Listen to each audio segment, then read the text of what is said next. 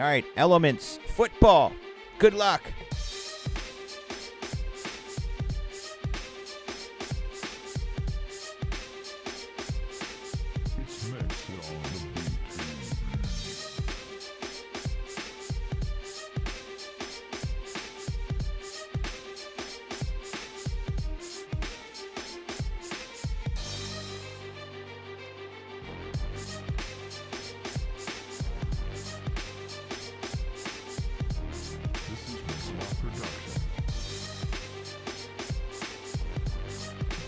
LJ.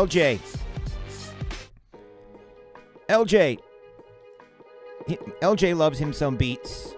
This is one of my favorites. I found it a couple months ago watching a show on Netflix. I used that app to tell me what it was. It's a pretty dope jam. It's got mad violins and beats in it. This is Black Violin in A flat. Check it out.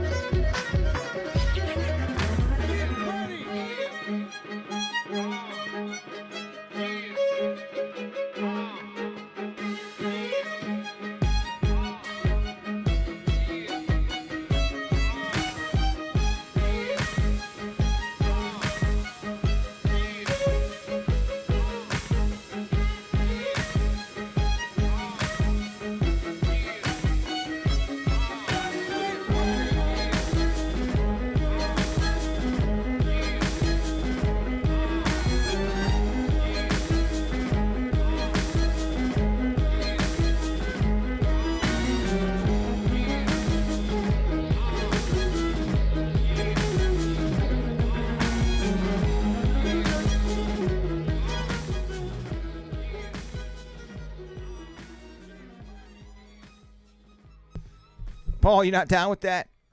I think it's dope. Especially the way it was used in the show that I heard it on. If you guys watch the show Imposters, the scene that they used that in was pretty powerful. Tops and Upper Deck. So they don't make stuff like Panini does. It's not necessarily a matter of Panini hooking me up. Panini just has more programs that they do. Black Friday, Father's Day, here at the National, all the golds and the silver packs at the party. Topps does their silver pack program, but it's limited to just like Top Series 1 and 2 that they use those for. Upper Deck, I don't sell Upper Deck products yet because I have to go through a whole process submitting my DNA, my hair strands, my family history tree, saliva samples, pictures, photographs, videos. Then I can sell Upper Deck products. So I'm in the process of doing that. I'll probably see them at the National, expedite the process. But, yeah, that's how that works. I just keep all my packs for you guys. I think a lot of people open them or sell them when they get their packs from Panini. They sell them. And it's just not worth it for me to sell them. What are you going to sell them for? Get $8, $10 a piece for them and sell them and make like $250? I'd rather just use them in breaks like I do. Elemental.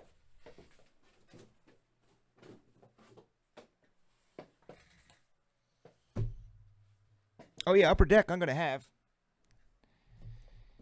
You know, hockey season's around the corner. So I'll be selling hockey, and I can get, I don't know what their allocations are like. Like right now, if you're new to the hobby, which so many people, my distributors just have story after story. They get calls every day from guys like, hey, I want to, wonder if I could buy some Immaculate. I'd like to buy some Opulence or whatever it is. And they're not even taking on new accounts anymore. So with regards to Topps and Panini products, you are shit out of luck. Oh yeah, Upper Deck. You're shit out of luck, so to speak, if you're in this business and you want to break new releases. The only way you're going to get new release product is you got to buy it from Blowout, or you got to buy it from a retailer, or maybe buy it from another breaker who has a lot, but they're going to charge you market price. So your spot prices are, if you want to have a fun exercise, go through and add up what the retail product does pricing and look at some of the break prices out there. You're going to see they're about 50% more than even retail, because that's how they have to make money. I don't do that. I get it at pre-sale. But it took me 5 years to get here. But I got to take pictures of the shop. They want videos. You have to have your hours posted on the front of the building. You have to be in a located, well-traveled area, location. They're pretty picky about it. Well, I got kind of lucky, man. I got in at the right time. It's always been like that for me. I always seem to get in stuff at the right time. 5 years ago. 5 years I've been doing this, LJ. What the hell? How's that possible? Eli for the Giants. But when I first got into business, maybe we'll talk about this on the podcast one day. The distributors, the guys that get the product from Panini and Topps and then sell to us, didn't have a process to be a customer. Just like, hey, can I buy some stuff? Yeah, sure, we'll sell to you. Don't matter. eBay, personal use, whatever you're going to do. Now it's a big process. You have to be approved. You got to fill out 1 million forms, and they will not accept you. Noah Fant, because they don't have any product to sell you. They can't take product away from me to sell to some new guy. It's not fair, and they won't do it. There's not even enough to go around for me. Breaker Culture. I do the Breaker Culture podcast with Ty. Whoa, Bill Bates, number to 125. Oh my God, this next card, if there's a Chris Keller card, this is one of them coming up. Bill Bates to 125. Dallas Cowboys are owned by Danny Mac.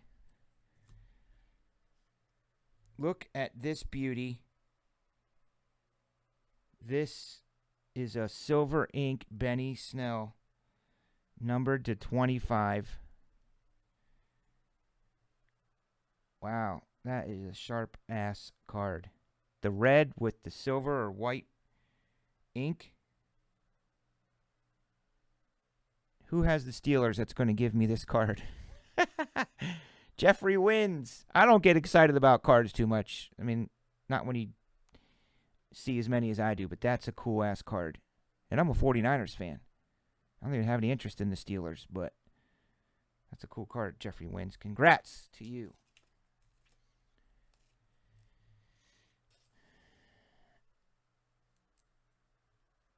The 1/1 Murray came out of this stuff, yeah.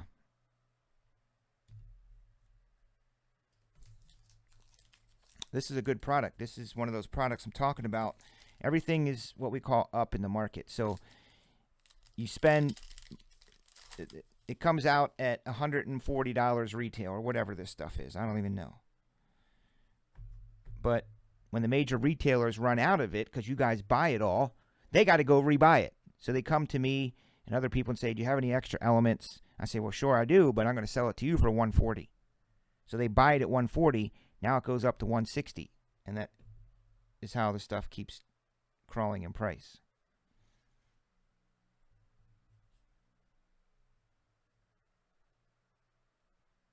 Do you mean in a good way or a bad way? 6 of 10, Darius Leonard.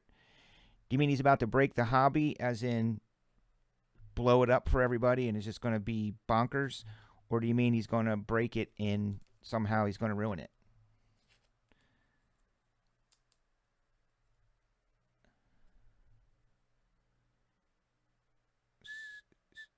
Eight of 10.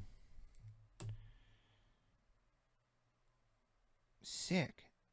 14 of 49. This is a good product, man. It's got a good look to it. It looks modern and cool. It's not like, I don't like when they put out a product and it looks like it's from 1992.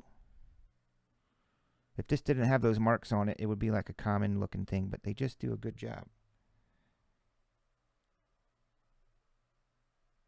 It's not all beat up. The corners are good. Well, that's the other good thing, because I have good sales reps. They're not order takers. They look out for me. So about 2 years ago, remember, he came to me and he said, look, dude, I'm not trying to get you to buy stuff so I get more money and sell more stuff. You got to start buying more basketball. He said, because next year's class, which was Luka and this one, he said is going to be phenomenal. And you're going to want to be able to buy stuff. So the year prior, I started buying a bunch of basketball. So when it came out, I was able to get basketball. Because they base your allocations on your purchases. Or else everybody would just say, I don't want any hoops, I don't want any Donruss, I don't want any Court Kings, I'll just take all immaculate. Doesn't work like that. Number to 150. So Zion is going to melt down everything. Another Cowboys, 41 of 150. The way to do this stuff is a case break. But I put up these boxes just to give you guys some cheap spots tonight.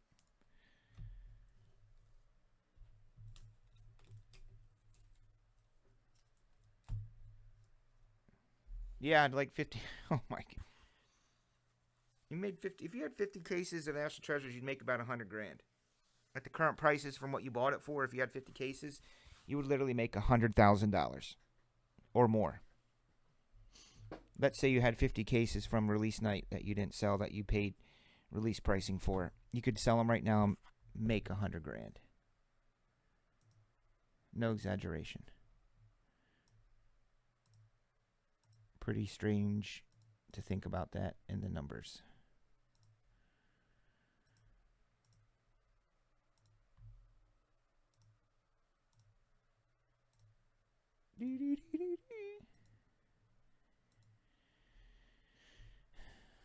How you been, Drew Smalls, by the way? For real, what's new with you? What are you up to? Are you my bowling friend? Or is that... No, that's Keith. Or do you bowl? You might be another bowler friend, too.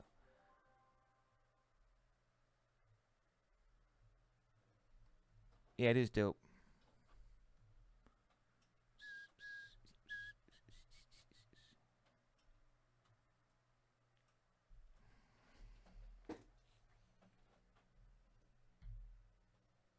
Blake Snell needs elbow surgery. What?